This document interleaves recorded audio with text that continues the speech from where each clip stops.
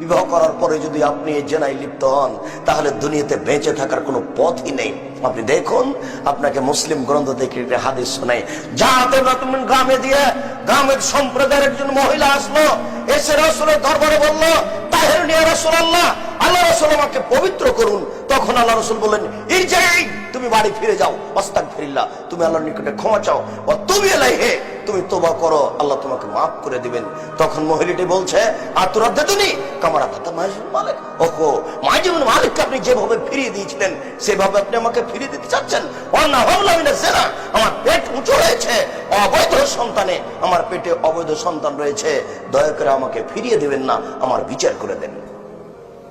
তখন আল্লাহ রাসূল বলেন, আচ্ছা ঠিক আছে, ইরজিই, তুমি বাড়ি ফিরে যাও, হাত্তা তালিদি, তুমি বাচ্চাকে জন্ম দাও, যেদিন তোমার বাচ্চা জন্ম নিবে সেদিন আসো, বিচার করে দেব। মহিলাটি বাড়ি চলে গেল।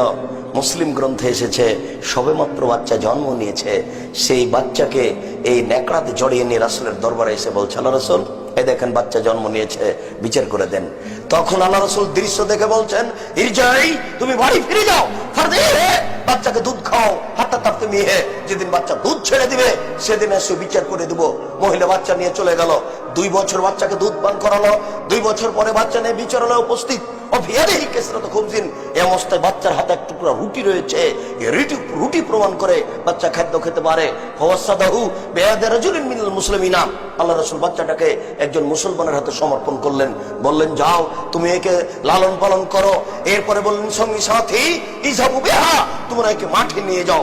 মাঠে নিয়ে গিয়ে গর্ত করে বুক পর্যন্ত মাটিতে পুঁতে দিয়ে একে ইট পাটকেল ঢেল দিয়ে মেরে মেরে দুনিয়া থেকে বিদায় করো। সাহাবীগণ বলেন, আমরা তাকে মাঠে নিয়ে গেলাম, গর্ত খুঁড়লাম, বুক পর্যন্ত মাটিতে পুঁতে দিয়ে চতুর্দিক থেকে পাথর মারতে লাগলাম।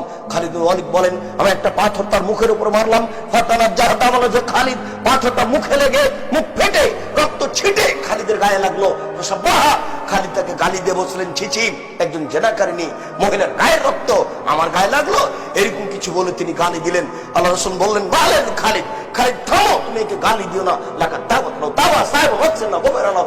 এই মহিলা এত তওবা করেছে, আল্লাহর দরবারে তো ক্ষমা ভিক্ষে চেয়েছে, এরূপ তওবা যদি কোনো বড় থেকে বড় পাপী চাই তাহলে তার পাপকে ক্ষমা করা হবে। খালিদ, আসলে একে ক্ষমা করা হয়েছে খালিদ, তাই তো তিনি জানাজা করলেন, কাফন দাফন করলেন, তিনি সবকিছু করলেন, ক্ষমা হয়ে গেছে ঘোষণা দিয়ে দিলেন, কিন্তু তিনি তার শাস্তি মাফ করলেন না।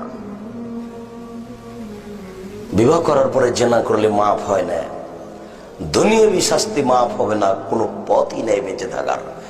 সারা পৃথিবীতে যত মানুষ, পুরুষ ও নারী বিবাহ করার পরে জেনায় লিপ্ত হয়েছে, এদের বেঁচে থাকার পৃথিবীতে কোনো পথ ঘাটি নেই।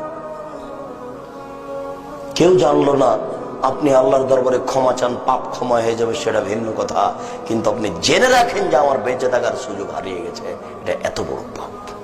যে পাপ মানুষের কাছে কিছুই না, যে পাপ মানুষের কাছে কিছুই না।